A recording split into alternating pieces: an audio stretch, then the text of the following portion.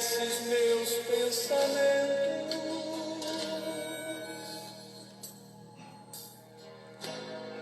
quer tentado ou quer andando, sabe todos os meus passos, ainda que haja em mim palavras, sei que em tudo me conhece, Senhor. Eu sei que tu me sondas, Senhor. Eu sei que tu me sondas, Senhor. Eu sei que tu me sondas, Senhor. Eu sei que tu me sondas, Senhor. Eu sei que tu me sondas, eu sei que tu me sondas, Senhor. Eu sei que tu me sondas,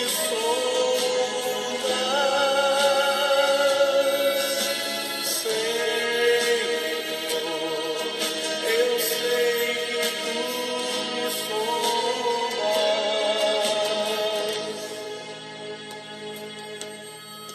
Deus, tu me cercas em volta, tua mão em mim repousa, consciência é grandiosa, não alcanço de tão alta.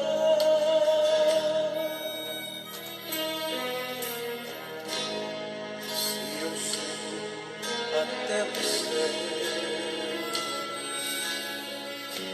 sei que ali também te encontro. Se o abismo está em minha cama, sei que ali também me amas, Senhor. Eu sei que tu me amas,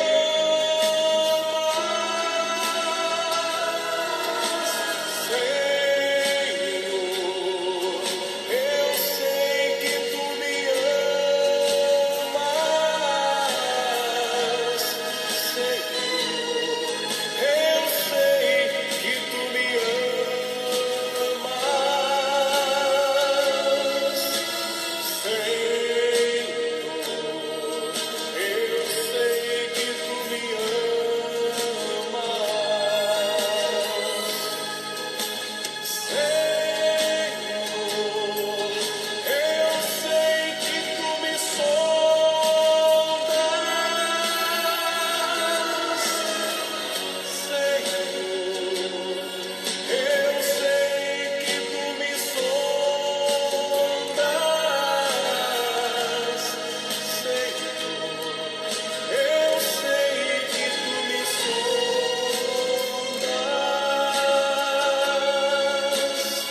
Senhor. Eu sei que tu me sondas.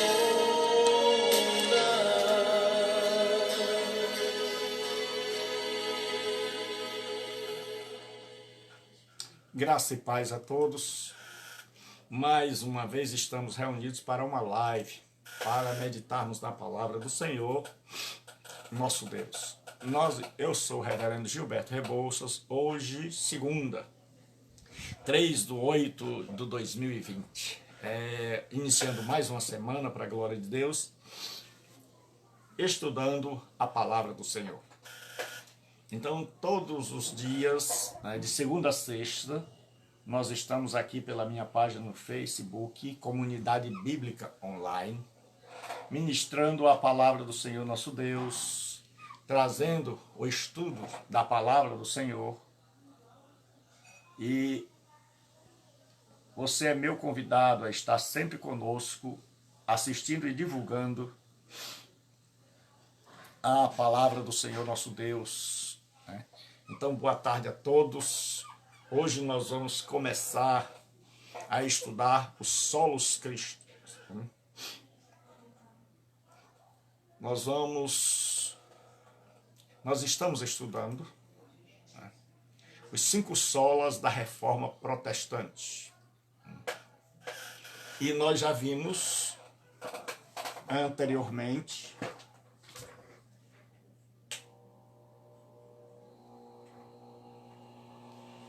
que,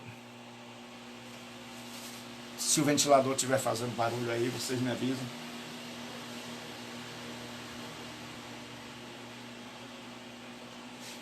Nós já vimos anteriormente que a Reforma Protestante, de volta à Escritura, os reformadores, eles estudaram a Bíblia e viram que a Bíblia, né, ensinava uma coisa e a tradição religiosa da sua época ensinava outra, né? Que não havia uma sintonia perfeita, havia uma parte de verdade, uma parte de invenções humanas. E aí eles retornaram à Bíblia.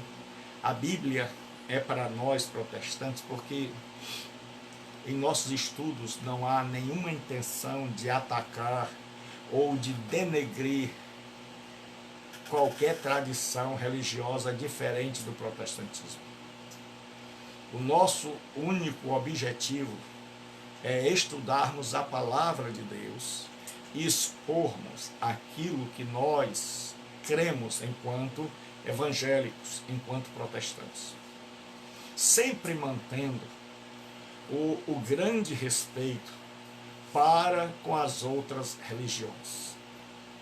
Nós temos um profundo respeito pela Igreja Católica, temos um profundo respeito por todas as demais religiões, porque senão nem cristão seríamos. Só que nós temos as nossas convicções de fé, as nossas doutrinas, que nós acreditamos. Então nós divergimos sem atacar, nós divergimos em amor. E o nosso objetivo aqui não é preocuparmos-nos com as outras tradições religiosas, mas única e exclusivamente expormos a nossa fé e convidarmos as pessoas a que averiguem, que verifiquem aquilo que nós cremos e ensinamos e que elas mesmas tomem uma decisão se querem abraçar a nossa fé ou não. E o nosso objetivo é mostrar para os crentes, os evangélicos e todas as pessoas qual é a nossa fé. Porque muita gente desconhece o que creem os protestantes. Pensam que nós somos apenas adversários da Igreja Católica. Não. Nós não temos o verdadeiro protestante não tem nenhum problema com os católicos. Pelo contrário, nós gostamos, né? Nós temos um amor especial, porque sem amor não há cristianismo. Porque o cristianismo não é beligerante, o cristianismo não é uma religião do que a Bíblia chama de logomaquia, que é contenda de palavras. Eu vejo às vezes nas redes sociais pastores atacando a Igreja Católica dando a resposta, e um ataca o outro, que ataca um, e se torna uma briga interminável. Parece que eles esqueceram que Paulo disse que a gente não deve viver nestas coisas de contendas de palavras, que não leva a nada, senão ao escândalo daqueles que estão ouvindo. Então, nosso objetivo aqui não é atacar a Igreja Católica, não é atacar as igrejas, as tradições afrodescendentes, não é atacar outras tradições religiosas, mas expor a nossa fé, dizer como nós pensamos, como nós, e também com o objetivo de ajudar os protestantes, porque muitos não conhecem as doutrinas da reforma, o que foi que veio para nós da reforma. Então, nosso objetivo, deixando bem claro, nosso objetivo, a minha preocupação não é em atacar outras tradições religiosas, mas expor aquilo que nós cremos, porque todos nós temos o direito de expor a nossa crença e em que essa crença está respaldada. Então, os reformadores, eles não desejavam criar uma igreja nova. Eles desejavam trazer de volta a igreja que eles acreditavam ser a igreja de Deus para as Escrituras, o que não foi possível, o que se tornou inviável. Então, o que aconteceu? Eles começaram a ler as Escrituras, e para eles e para nós, a Escritura é a maior autoridade em questões de fé e prática. E dentro das Escrituras eles descobriram a graça de Deus. Eles descobriram o favor imerecido. E eles começaram a pregar que a salvação era única e exclusivamente pela graça, mediante a fé em Jesus Cristo. Então é uma coisa que está linkada uma a outra, ligada uma a outra. Era a salvação gratuita, era um favor imerecido, excluía o mérito, era por Jesus Cristo, e por isso sola quer dizer somente, ou apenas, ou só.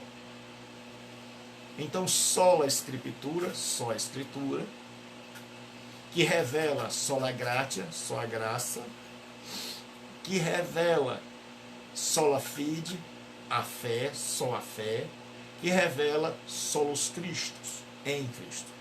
Então eles descobriram que a salvação era produto da graça de Deus, que nós, seres humanos, por causa da nossa pecaminosidade, jamais poderíamos obedecer à vontade de Deus, e a salvação só seria possível se fosse uma dádiva gratuita.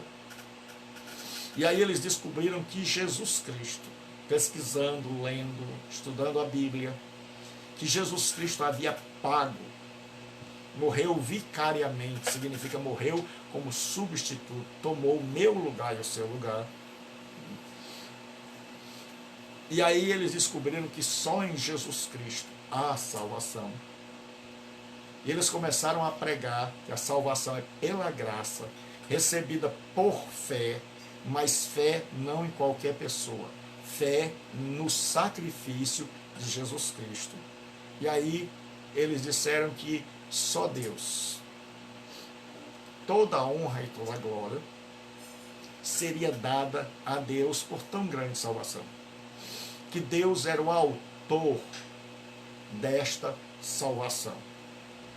Então aí se formou a espinha dorsal da nossa fé, da fé evangélica. A fé que crê nas Escrituras como maior autoridade, a fé que revela a graça de Deus doadora, a graça imerecida, que Deus não tinha obrigação de salvar nenhum de nós. Esta graça é pela fé, então a fé é a mão que recebe o dom da graça, que é a salvação. Esta fé para a salvação é uma fé no que Jesus Cristo fez por nós. E esta fé é uma fé que redunda em glória para Deus. Então, todo esse processo tem por objetivo o último sola, que é soli Deo glória, ou seja, só a Deus glória. Então, a salvação não é uma conquista nossa, é algo de Deus. Então, havia esse dilema: como é que o homem é salvo? Então, os protestantes, os reformadores da primeira geração, falaram que a Escritura revelava a salvação, porque a Escritura era a manifestação máxima de Deus. E lendo essa Escritura, voltando à Escritura, descobriram a graça, que a salvação não era por mérito, mas era um favor imerecido. E descobriram como se recebe esse favor, mediante a fé. E esta fé tinha que estar na pessoa de Jesus Cristo em sua obra. E esta salvação, uma vez recebida, doada pela graça, recebida pela fé em Jesus Cristo, redunda em glória para Deus. Então, no final das contas, Deus é glorificado, Deus é exaltado. Então, esta é a nossa fé, é isso que nós cremos, sem desdenhar da religião de ninguém, mas com o nosso objetivo de cuidar da nossa casa e dizermos para o mundo qual é a base. Porque nenhum de nós tem procuração para falar em nome de todos os protestantes. Os evangélicos, eles têm a liberdade para pensar. Então, ninguém tem autorização para falar em nome de todos os evangélicos. Mas o que nós falamos aqui é o que, por consenso, todos os evangélicos creem, que a Bíblia é a maior autoridade de fé, que a salvação é pela graça, mesmo que alguns não entendam perfeitamente, que essa graça é recebida pela fé, e essa fé é em Cristo e para a glória de Deus. E hoje nós vamos para a penúltima doutrina. Então, o que aconteceu? Os reformadores nunca colocaram o nome de solas. Lutero é que escreveu sola fide, quando ele leu Romanos 1,17. No Evangelho se descobre de fé em fé, como está escrito, o justo viverá da fé. Então ele colocou sola fide. E aí a segunda geração dos reformadores, quando leu os escritos dos reformadores, disseram: olha, a Bíblia é a autoridade maior. A salvação é pela graça, mediante a fé em Jesus Cristo. E só a Deus glória. Então eles resumiram isso, eles sintetizaram e chamaram de 5 solas da Reforma Protestante, que é o que nós estamos estudando, que é o termo latino, sola, somente, só, apenas. Então ele disse, sola scriptura. Era um resumo da fé protestante. Nós cremos na Escritura. Ela é a maior autoridade. Sola gratia. Nós cremos que a salvação não pode ser conquistada, mas é doada gratuitamente para nós. Nós cremos que a fé, então eles sintetizaram a fé em Cristo. Cristo é o alvo da nossa fé. E tudo isso tem como consequência final a glória de Deus. Então aí as nossas doutrinas foram sendo edificadas sobre esses 5 pilares, chamado de 5 solas. 5 somente. Apenas a Bíblia, apenas a graça, só a Bíblia, só a graça, só a fé, só Jesus e só a Deus glória. Então toda a doutrina protestante está edificada sobre este alicerce. E hoje nós vamos estudar os solos Cristos, ou somente Cristo.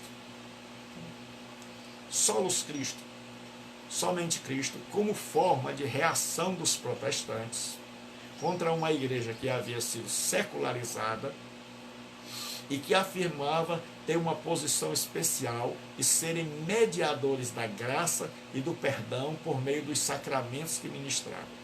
A Reforma defendeu que tal mediação entre o homem e Deus é feita somente por Jesus Cristo, único capaz de salvar a humanidade e o tema central da Reforma Protestante. Então a tradição da época achava que a religião era o meio entre o homem e Deus. Os reformadores bateram de frente com esta interpretação, com esta maneira de ler a realidade, e disseram que o único mediador entre Deus e os homens é Jesus Cristo, nosso Senhor. Então nós vamos começar por esse texto. Nós vamos ver que Jesus Cristo, que a salvação é mediante Jesus Cristo, que Jesus é o único mediador. Então, em 1 de Timóteo, capítulo 2, versículo 5, está escrito assim: porquanto há um só Deus e um só mediador entre Deus e os homens, Jesus Cristo, homem, o qual a si mesmo se deu em resgate por todos. Esse é o texto que nós vamos começar os solos cristos. Jesus é o único mediador entre Deus e os homens. Nos dias de Paulo, havia o chamado gnosticismo incipiente. Gnosticismo era uma crença que começou já nos tempos da Bíblia, que vinha da filosofia grega, que acreditava na dualidade filosófica, o dualismo filosófico. O que era o dualismo filosófico?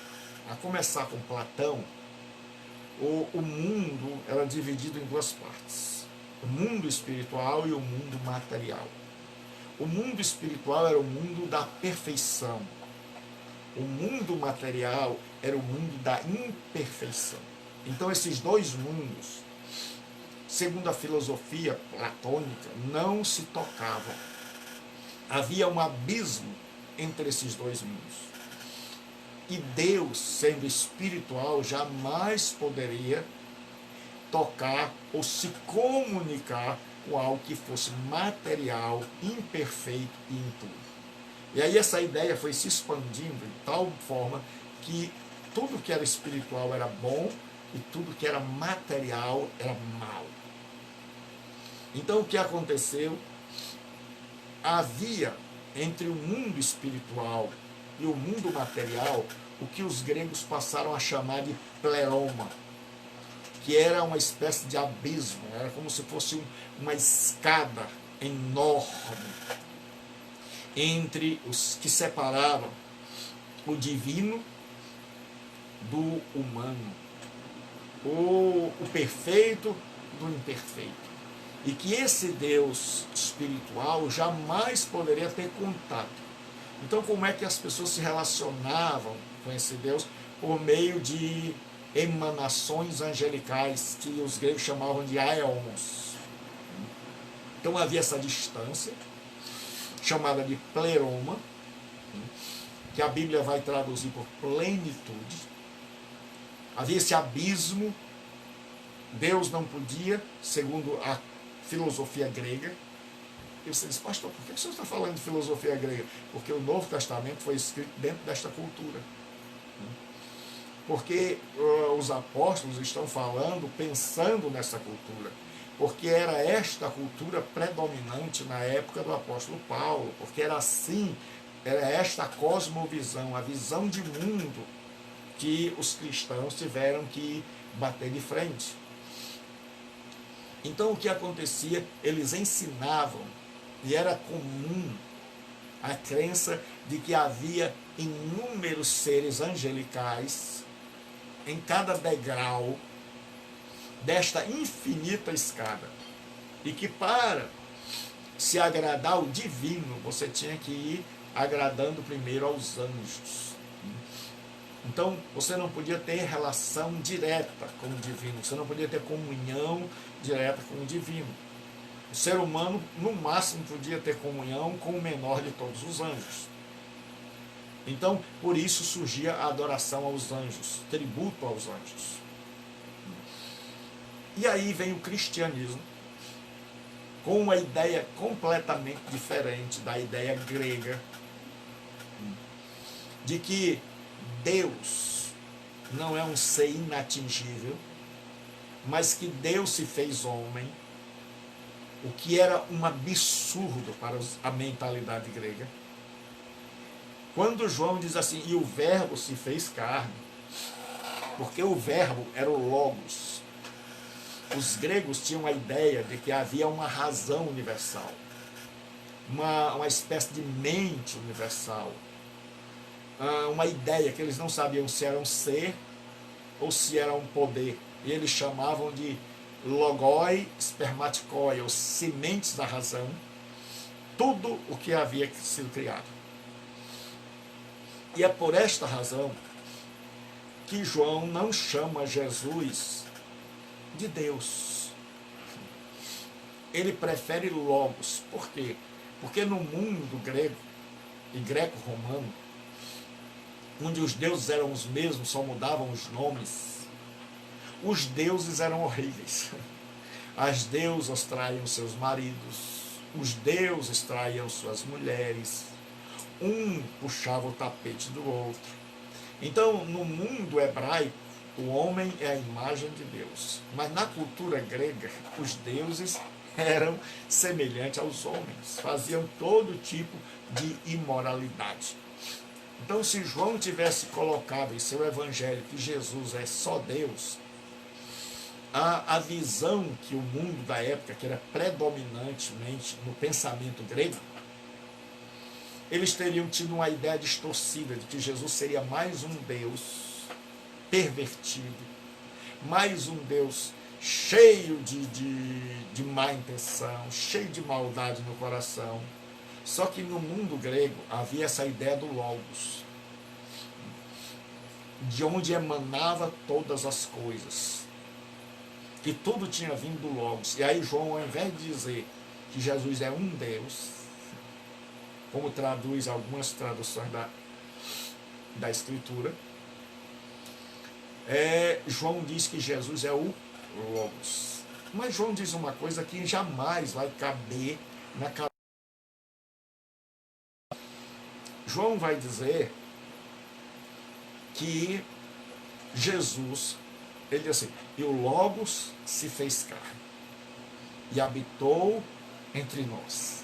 E vimos a sua glória como a glória do unigênito de Deus. Isto para um grego era o maior absurdo, a maior blasfêmia. Era dizer que Deus se fez carne. Era dizer que o perfeito veio para este mundo imperfeito.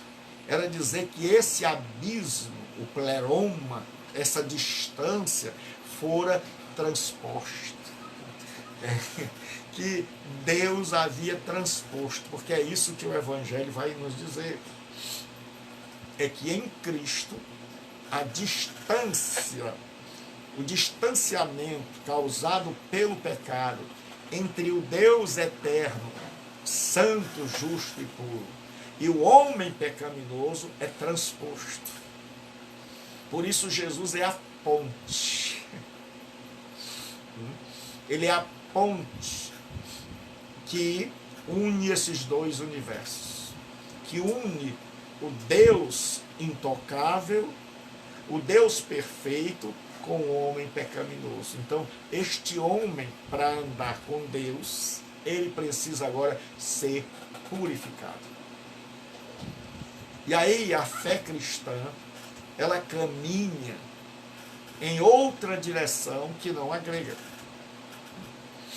Na cultura grega, na antropologia grega, ou na teologia grega, você tinha que, nunca você poderia chegar ao divino, muito menos o divino chegar até nós. O vento aqui está forte. Muito menos o divino chegar até nós. Era inconcebível, na cultura grega, que o divino se unisse à matéria. Mas no cristianismo, a ideia é que o divino transpôs essa distância e se fez homem. Então agora a mensagem do cristianismo era essa. Era chegar para o mundo de cultura grega que achava isso um escândalo, ficava escandalizado. Porque para a gente entender isso, precisa entender como é que eles pensavam. Porque um dos grandes problemas é que nós lemos a Bíblia apenas com a nossa mente ocidental. E a gente acha que vai ser capaz de entender a Bíblia lendo-a apenas na perspectiva do nosso mundo, sem conhecer o mundo da época, sem conhecer como pensavam as pessoas. A Bíblia ela foi escrita originalmente com um pensamento hebraico.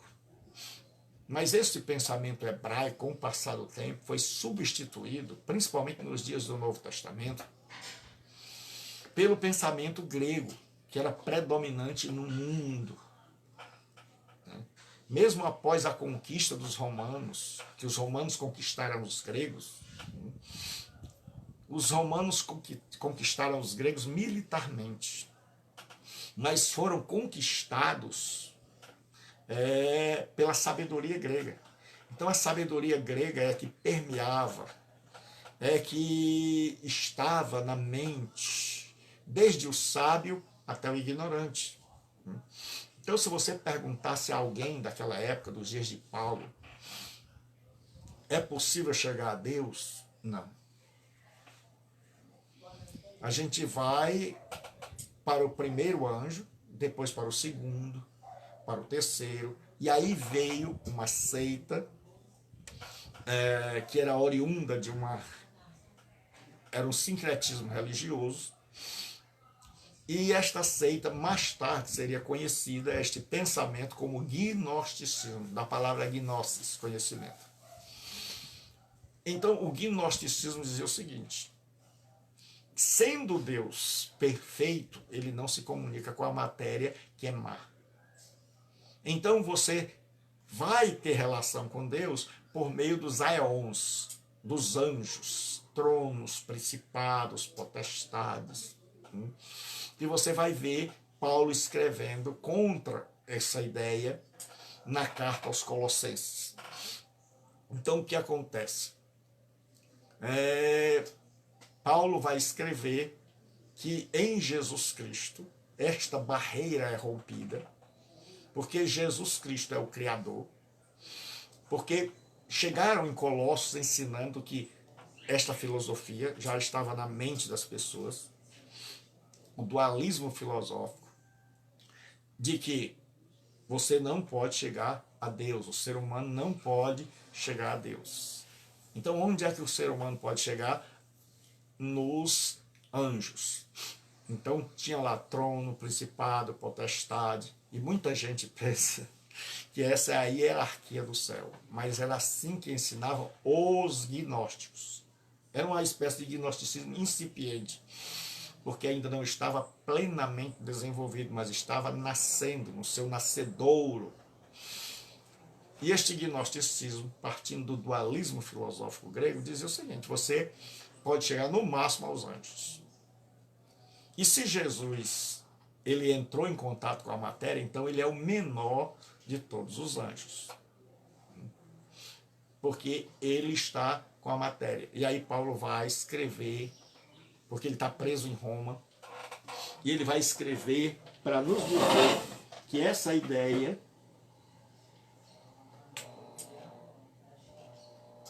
é uma ideia equivocada.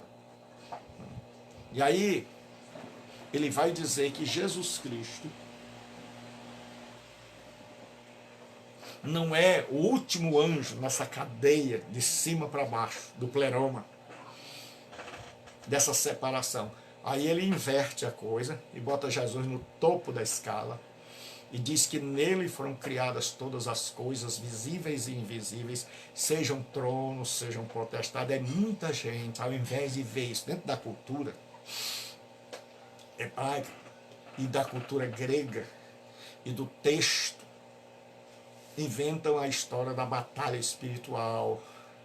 E principalmente essa turma que faz, tira do seu contexto e imagina que existem essas coisas de trono, principado, potestade, e que no céu tem uma espécie de hierarquia, onde Deus é o presidente, e abaixo dele tem lá o general, o sargento, né? Então Paulo está citando o que os gnósticos diziam. E aí você vai começar a ter uma ideia, no mundo do Novo Testamento era assim.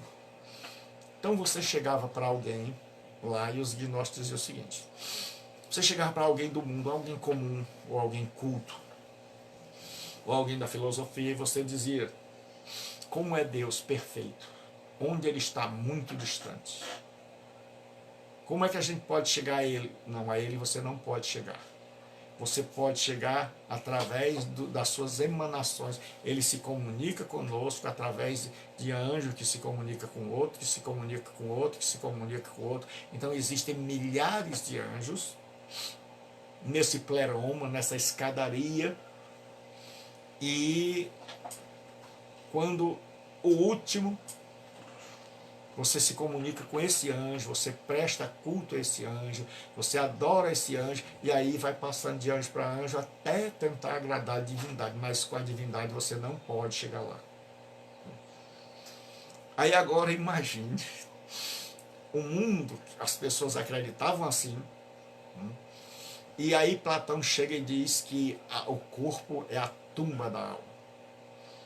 Então qual era a ideia de salvação para os gregos?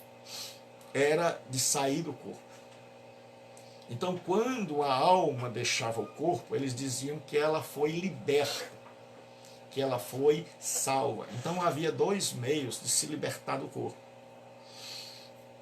Alguns praticavam ascetismo, forma rígida de punir o corpo, porque achavam que o corpo era mau.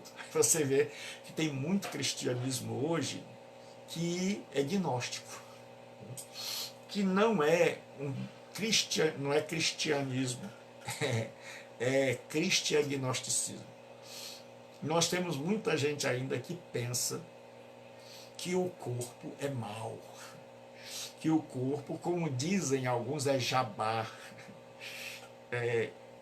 Mas o cristianismo vai em outra direção. O cristianismo diz que o nosso corpo é o templo do Espírito Santo, é a morada de Deus. E estas coisas eram inconcebíveis no mundo em que eles viviam. Porque para eles, Deus estava tão distante. Então, para os esclarecidos gregos, Deus estava tão distante que o mais longe que você podia ir, e o mais perto dele era diante de um último anjo. Do anjo menor na escala. Nunca você podia ir diretamente a Deus. Por outro lado, existiam os bárbaros, os pagãos, aqueles que acreditavam que Deus estava circunscrito, fechado em um prédio, em um templo. Então, de um lado nós temos a cultura, aqueles que são letrados, né? Por isso que Paulo diz que ele era devedor tanto a sábios quanto a ignorantes. Então, o evangelho de Jesus Cristo como único mediador tinha que ser pregado tanto aos gregos e àqueles que aderiram ao pensamento filosófico grego, dessa divisão em dois mundos, o mundo ideal, perfeito, imaterial, e o mundo caído, o mundo imperfeito da matéria, o que esses mundos jamais poderiam se encontrar. E que havia uma distância imensa, chamada de pleroma. E você vai ver que eu já falei muito do que chama-se fator Melquisedeque. É que há, por mais que seja equivocada a religião, por mais que seja equivocado o pensamento, há dentro do homem um resquício, uma pequena luz do conhecimento de Deus, por terem sido criados à imagem e semelhança de Deus, mesmo que a queda tenha prejudicado grandemente essa imagem, mas o homem ainda tem essa consciência. Então os gregos, sem saber, diziam o seguinte: olha, há uma distância muito grande entre Deus e o homem. Deus é puro demais e o homem é matéria demais. E eles diziam: existe uma necessidade de mediação entre esse Deus distante e esse homem caído. E esses dois nunca podem se encontrar. Então vocês vejam que eles estão dizendo uma grande verdade, que há uma distância enorme. Só que o que eles não imaginavam é que, partindo de Deus, Deus tem interesse em romper com essa distância.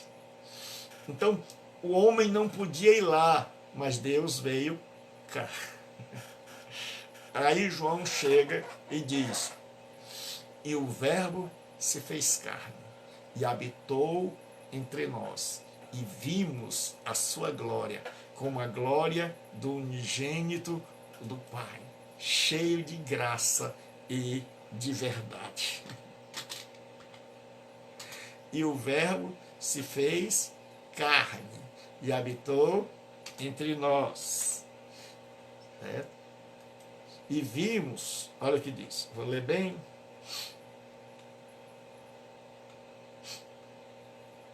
Versículo 14, primeiro é João, capítulo 1,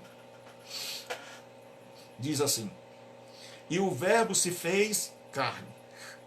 Isso, quando um grego ouvia,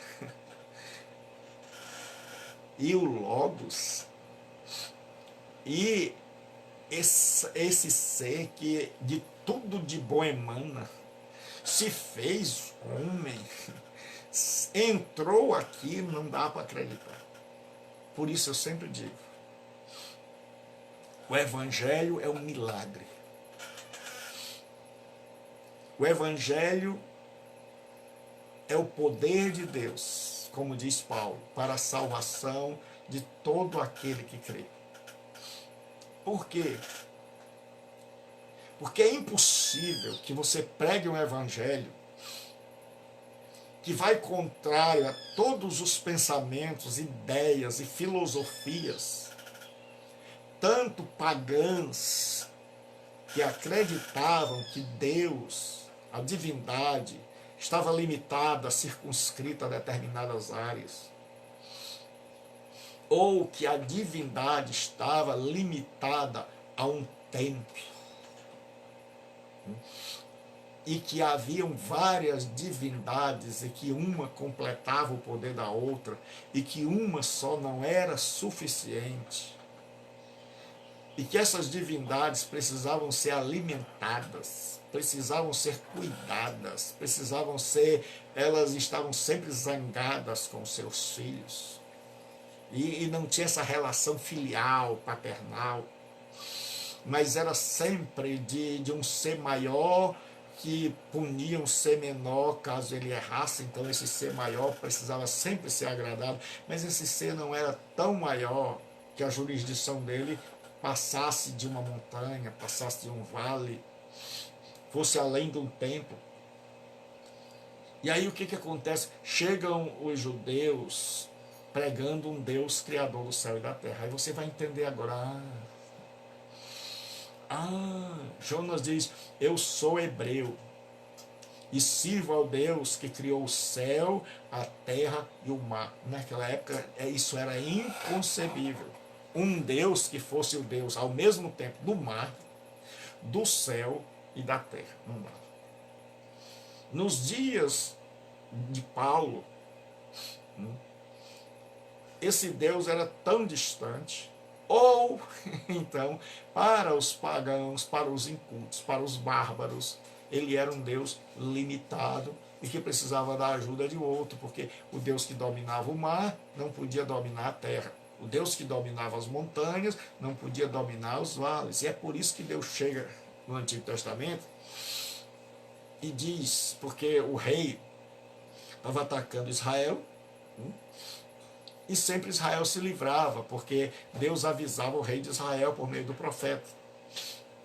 E o rei diz: vamos deixar de atacar nos montes, vamos atacar nos vales. Aí Deus pergunta: porventura não sou eu o Deus dos montes e dos vales? Então Deus vai revelando a sua verdade a Israel e dizendo que ele é um Deus geral, universal. É o Deus que se manifesta na Bíblia, é diferente de todas as divindades conhecidas. E no Novo Testamento, para grande surpresa nossa, esse Deus resolve romper essa barreira. João diz: e o Verbo se fez carne e habitou entre nós, e vimos a sua glória como a glória do unigênito do Pai, cheio de graça e de verdade. Isso é algo inconcebível, como eu já disse, na cabeça dos gregos. Isso era algo inconcebível para os pagãos, que Deus pudesse se tornar homem.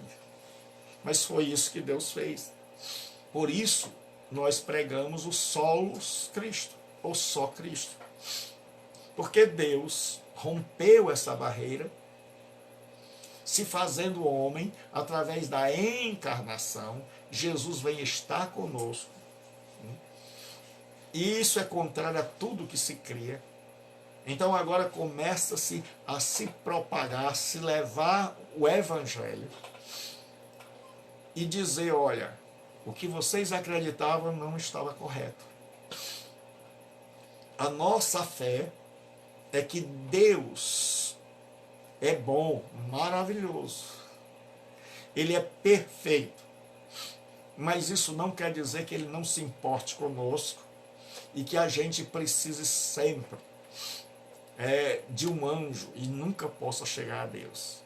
Aí o apóstolo Paulo diz: porque há um só Deus. Então ele exclui o politeísmo, a crença em vários deuses, e ele estabelece o monoteísmo. Então ele está dizendo: vocês creem em vários deuses. E agora ele vai expor a crença cristã. Ele diz: mas para os cristãos, assim como para os judeus, há um só Deus. Então nós somos mono, único. Theos, Deus. Ismo, crença. Nós somos monoteístas. Nós cremos em um só Deus. E aí Paulo já rompe. Então o evangelho é diferente. E aí ele diz: e um só mediador. Ele diz: toda essa barreira, todos esses bilhões de seres angelicais que estavam no pleroma, nesse espaço, no cristianismo é diferente. Ele diz: no cristianismo, né, Jesus é o único, só há um mediador, Jesus Cristo. E para piorar as coisas para os gregos, ele diz assim: porque há um só Deus e um só mediador entre Deus e os homens, Jesus Cristo, aí, vírgula, homem. Isso aqui era inconcebível para os gregos, que o mediador fosse um homem, que só tivesse um. E aí agora o cristianismo vai na contramão do mundo. Então você tem dois pensamentos. Olha, você não pode chegar a Deus. Você tem que chegar aos aeons, aos anjos mediadores, pelo lado grego. Então eles estavam proclamando isso, ensinando isso nas escolas. Você vai ver que não é de hoje que o cristianismo bate de frente com ideias diferentes. E aí a criança ia estudar, ela era educada assim. E aí chega o cristianismo dizendo, olha, a nossa fé é diferente. Nós cremos primeiro a um só Deus. Esse Deus não está limitado a uma planície, a uma montanha, a um templo. Esse Deus é criador dos céus e da terra. E esse Deus rompeu essa barreira, veio até nós, se fez homem, se ofereceu em sacrifício por nós na cruz para nos salvar, ressuscitou e voltou à sua glória. Mas ele esteve aqui, ele tabernaculou, que é a tradução exata da palavra, do verbo habitar. Ou seja, ele armou aqui a sua tenda. Ele esteve aqui. Ele não apenas passou, ele fez morada entre nós. E João diz, e nós o vimos, e tocamos, e testemunhamos. Então agora, a mensagem do cristianismo é que em Jesus Cristo, a distância abissal que nos separa do Deus vivo e verdadeiro foi transposta e rompida. E aí os cristãos saem por todo o Império Romano, por todo o mundo, quer grego, quer pagão, anunciando que há um só Deus. Um Deus que se fez homem. E este Deus que deu seu Filho por nós, que morreu na cruz, ressuscitou e retornou à sua glória, oferece aos homens salvação, convida os homens a se aproximarem dele. Então, essa era uma ideia completamente absurda. E Paulo vai falar, e os apóstolos, naquilo que é mais absurdo ainda para os gregos. Então, como nós dissemos, na cultura do Novo Testamento, os gregos imaginavam que quando a pessoa morria, aí a alma estava liberta, porque o corpo era a prisão da alma, o corpo era mau, o espírito era bom. Então, ou eles pecavam, eram hedonistas, em busca do prazer, para ver se o corpo era destruído mais rápido, ou eles eram ascéticos, né? Puniam o corpo, porque achavam que o corpo era a prisão. Aí o cristianismo vai em outra direção e diz, olha, o nosso corpo não é mau, o nosso corpo é o templo do Espírito Santo e a morada de Deus no Espírito. E se alguém destruir esse templo, Deus o destruirá, porque o templo do Espírito Santo, que sois vós, é santo. Então o cristianismo vai numa direção completamente contrária. Era uma nova proposta que o mundo jamais tinha ouvido. Primeiro, que Deus desceu até nós. Segundo, que Deus se fez homem. Terceiro, que esse Deus morreu. Quarto, que esse Deus ressuscitou, porque para os gregos ressuscitar era voltar para a prisão.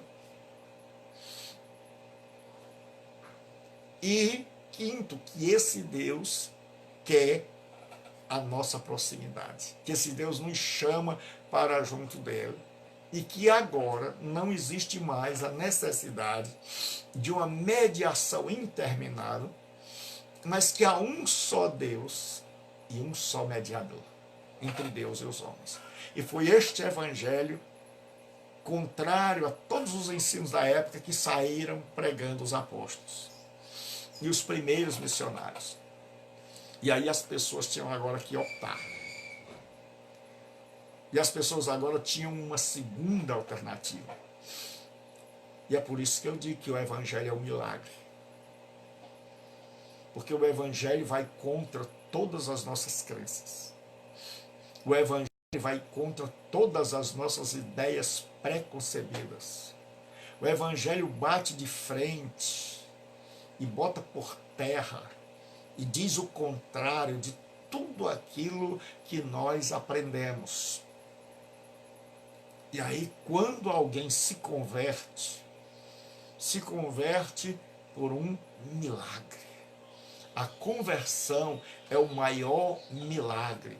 É alguém dizer, olha, até então eu acreditava que Deus nunca viria à Terra. Que Deus nunca poderia se tornar homem. Eu nunca podia imaginar que uma pessoa pudesse ressuscitar. Eu nunca desejei a ressurreição, porque eu imaginava que o corpo era a tumba. Eu nunca imaginei, isso era um grego dizendo, depois de convertido, eu nunca imaginei que Deus pudesse habitar em mim e que eu fosse o templo de Deus no Espírito. Ele disse, mas agora eu compreendo. Agora que eu aceitei o Evangelho, eu compreendo que há um só Deus e há um só mediador entre Deus e os homens. Aí as pessoas passavam a deixar de crer nos muitos deuses, na questão de não poder se chegar a esse Deus, na questão de não serem a habitação de Deus, eles passavam a crer no solos Cristo, só Jesus. E aí eles descobriam que em Jesus todos os mediadores foram abolidos.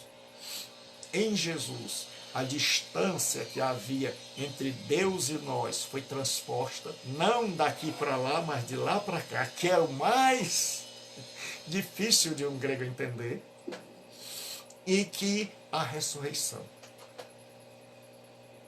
E aí os cristãos eram vistos como gente maluca, como gente que as ideias não faziam o mínimo sentido. Quando os cristãos iam pregar para o judeu dizia o seguinte, olha rapaz, não dá. Paulo diz que o evangelho é escândalo para uns e loucura para outros. O judeu se escandalizava quando você ia pregar e dizia, eu estou pregando aqui Jesus. Ah, quem é Jesus? Jesus é o que morreu e foi crucificado. Como? Uma pessoa que morreu e foi crucificada para nós é maldito. Porque a nossa lei diz que todo aquele que for pendurado no madeiro é maldito. Como é que você vem me dizer que uma pessoa que foi crucificada é o Salvador? Não dá. Então o judeu ficava escandalizado com essa história da pregação da cruz. O grego dizia, você está louco, você pirou de vez, surtou, pode amarrar e internar. Porque esse negócio, como ele ressuscitou, ele saiu do corpo, a alma dele estava livre, e agora ele voltou e ressuscitou. Ressuscitou. O grego dizia assim, você pirou, você surtou. Mas essa mensagem que escandalizava os judeus, e que para a mente culta dos gregos parecia loucura, é a mensagem que permanece até hoje, transformando homens e mulheres e dizendo que em Jesus Cristo tudo agora é diferente, e dizendo que em Jesus Cristo nós somos alcançados pelo amor de Deus, a barreira é transposta, esse imperfeito é salvo, é alcançado, e Deus pode estar conosco. E Deus agora não é mais um ser distante apenas, mas é um ser também que habita no seu povo, que habita na sua igreja. Não é mais um Deus pagão, que habita no templo. Nós ainda temos alguns cristãos, cristão pagão, que imagina que o templo onde ele vai é a casa de Deus. Irmãos, estamos na casa de Deus. Ele nunca leu a Bíblia, que diz que Deus não é homem, Deus não habita em templos feitos por mãos humanas. Então, agora, esse Deus habita não mais no templo, como os pagãos que diziam, vamos lá, vamos cultuar Baal ou a Dagon, mas, ei, por que a gente não cultua Baal aqui? Não, porque Baal não pode vir aqui. Por que a gente não cultua Dagon aqui? Não, porque Dagon é só lá dos filisteus. O Dagon não pode sair. Mas aí, o Deus do cristianismo é um Deus que criou o mar, o céu, a terra, que é Senhor, que não habita em templos feitos por mãos de homens, que não necessita de oferendas. É um Deus que salva, que perdoa, é um Deus que se fez homem, que anda entre nós. E esta mensagem só pode ser crida de forma milagrosa. Assim como hoje, numa sociedade que não crê no espiritual, numa sociedade materialista, numa sociedade onde as pessoas se acham cultas, tão cultas, que o cristianismo parece loucura, que o cristianismo escandaliza alguns e para outros parece loucura. Deus continua fazendo, através da mensagem do Evangelho, o milagre da conversão. Multidões e multidões estão se convertendo, estão ouvindo a velha mensagem da cruz e estão recebendo a Jesus Cristo. Por quê? Porque o Evangelho é o poder de Deus. Porque este Evangelho sendo pregado é acompanhado pelo poder salvífico e transformador de Deus, capaz de romper com as nossas ideologias, com os nossos pensamentos preconcebidos e capaz de mudar o coração. Por isso nós dizemos solos Cristo, só Jesus faz o milagre. Ele é o único que pode te salvar. Há um só Deus e um só mediador entre Deus e os homens. Por quem você vai a Deus? Por quem você vai a Deus? Você já viu. Existem muitos meios de se chegar a Deus no mundo. Existem muitas propostas de você chegar a Deus no mundo. E você conhece um monte. Mas a proposta do cristianismo e a proposta do cristianismo evangélico é que você só pode ir a Deus por meio de Jesus Cristo. É que o único caminho para o retorno a Deus é através daquele que morreu e ressuscitou para salvar minha alma e a sua. Então, esta é a fé protestante. Esta é a fé evangélica. É de que só há um meio, um único meio da pessoa ser salva, ser perdoada, ter comunhão com Deus e ter Deus habitando nela. É através da fé em Jesus Cristo. Fé esta que gera arrependimento. Fé esta que nos faz perceber quem nós de fato somos. Fé esta que tira todo o crédito nosso e coloca todo o crédito em Deus. E por isso nós dizemos, só lhe deu glória, só a Deus glória. Então onde você estiver, você que ainda não teve um encontro com Cristo, não foi você que subiu, foi Ele que desceu. Não foi você que foi a Ele, foi Ele que veio a você. Não foi você que morreu por Ele, foi Ele que morreu por nós. Não fomos nós que o alcançamos, é Ele que deseja nos alcançar. E hoje Ele deseja te alcançar. E hoje eu quero saber se você crê assim. Eu não desprezo a tua crença, a tua tradição religiosa, mas eu te ofereço uma outra alternativa. eu te ofereço uma segunda alternativa. Qual é o caminho que você tem usado para chegar a Deus? A alternativa da Bíblia, do cristianismo, dos protestantes, é a alternativa de solos Cristo, de só Jesus. De dizer, Jesus Cristo é o único, ninguém deu a vida por mim.